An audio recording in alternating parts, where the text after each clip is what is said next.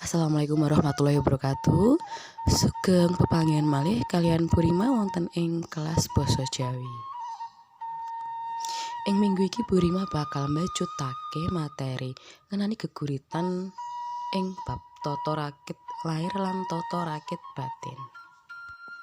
Struktur geguritan iku dipérang dadi loro, yaiku struktur utawa tata rakit lair lan tata rakit batin. Sing kalebu tata rakit lair yaiku sing kesiji enek diksi, sing keloro imajinasi, sing ketelu yaiku lelewaning basa lan sing kepapat enek purwa kanthi.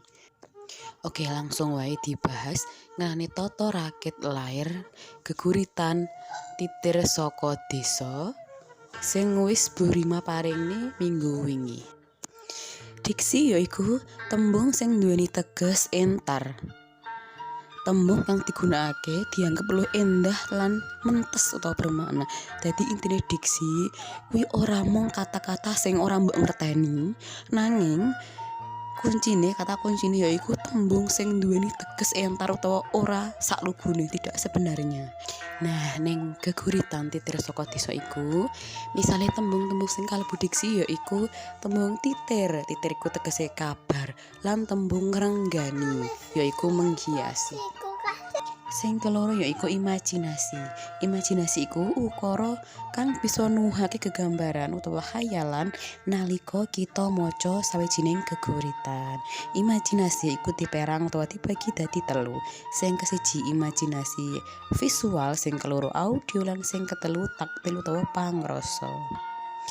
Contoh imajinasi visual utawa pandeleng ning geguritan titir saka desa yaiku wong wadon ilang wirangi. Nyapa tembung kuwi kok kalebu imajinasi visual?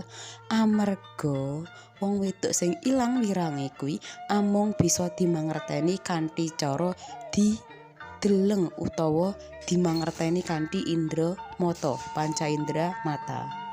Banjur sing kalebu contoh imajinasi audio utawa prangrungu yaiku ukara dak rungu titir saka desa. Lan sijine maneh pasar ilang gaung. Nah, ukara loro iku dimangerteni mung sarana kanthi ngrungokake dak rungu titir saka desa. Berarti awakmu eruh sarana ngrungokake. Pasar ilang gaungi. Gaung ki apa? Gaung kuwi swara. Dadi awakmu ngerti lek pasar kuwi ilang gaungi mergo awakmu ora ngrungokne swara sing asile saka pasar kuwi mau.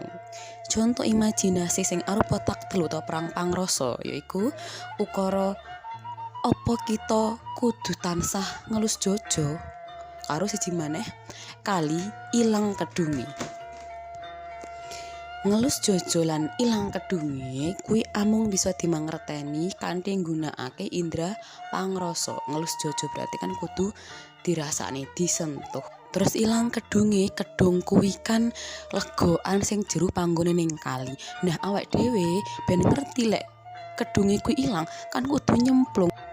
Loh, ternyata kaline iki wis ora jero, berarti kedunge wis ilang. Sing ketelu yaiku lelewaning basa utawa majas. Nah, materi majas-majas iki wis akeh diparing ning pelajaran basa Indonesia ya kan.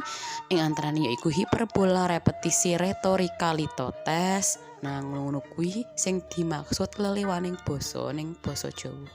Contoh, ing geguritan titir saka desa iku enek saperangan majas kayata sing kesiji majas hiperbola. Majas hiperbola iku ana ing ukara Hanacaraka nate ngrenggani tanah Jawa. Ngrenggani iki apa? Menghiasi. Apa iya kabeh sak tanah Jawa iki dihiasi ditemplaki Hanacaraka? Kan ora. Dadi iki termasuk hiperbola. Banjur contoh hiperbola sing keloro yaiku kang ngudha rasa jalaran. Ngudha rasa kuwi mujudake makna tidak sebenarnya kan ora mungkin rasa gek diudani ya kan. Nah, kuwi termasuk hiperbola. Banjur majas sing keloro ing geguritan titir saka desa yaiku majas repetisi. Repetisi iku majas sing paling penak, tak pikir bocah-bocah ya wis padha ngerti. Repetisi tegese pengulangan. Dadi ukara-ukara sing mengandung pengulangan utawa dibalan-baleni, nah kuwi kalebu majas repetisi. Nah, ukara ning geguritan titir saka desa iku sing kalebu majas repetisi ya iku dak rungu-rungu titir saka desa. Tembung rungu-rungu iku kata kunci sing nyebabake ukara kuwi dadi majas repetisi. Majas ketelune ya iku majas retoris. Ning ukara apa kita kudu tansah ngelus jojo. Retoris kan pertanyaan sing ora perlu dijawab, pitakonan sing ora perlu dijawab. Jadi asline wis eruh ning kok sik ditakokne. Nah, kalebu majas retoris. Tata raket lair sing kepapat yaiku Purwakanthi.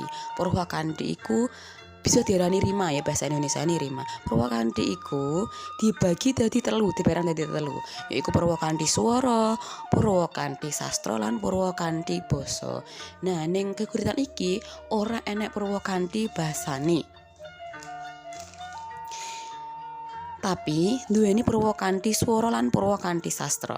Purwakanthi swarane yaitu ukara menawa kali ilang kedunge, wong wadon ilang wirange, pasar ilang kumandange. Nah, kuwi mujudake Purwakanthi swara merga nyapa ukara-ukara kasebut dipungkasi karo swara e. Oke. Purwakanthi liyane Purwakanthi swara enek Purwakanthi swara a. Yaiku ning ukara dak rungu titir saka desa lan titir lawas saka para pujangga.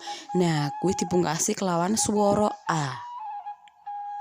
Purwakanthi sabanjure yaiku Purwakanthi sastra. Nah, Purwakanthi sastra iki pathokane yaiku konsonan sing padha lan eneng berturut-turut ning sawijining ukara. Dadi misal contone pedhot peduting pangrasaku. Nah, konsonan P kuwi mendominasi sehingga bisa diarani kalebu Purwakanthi sastra. Misal contone sarwan sangu sego sambel saka singgahan. Nah, kanthi dominasi konsonan SSS ora mung ning ngarep ukara utawa ning ngarep kata tembung nanging ning mburi tembung yo iso. Banjur Purwakanthi sing ketelu yaiku Purwakanthi basa. Nah, iki pathokane tembunge kudu padha. Ning geguritan titir saka desa jelas Purwakanthi basa iki ora ana. Sabanjure iku tata rakit batin.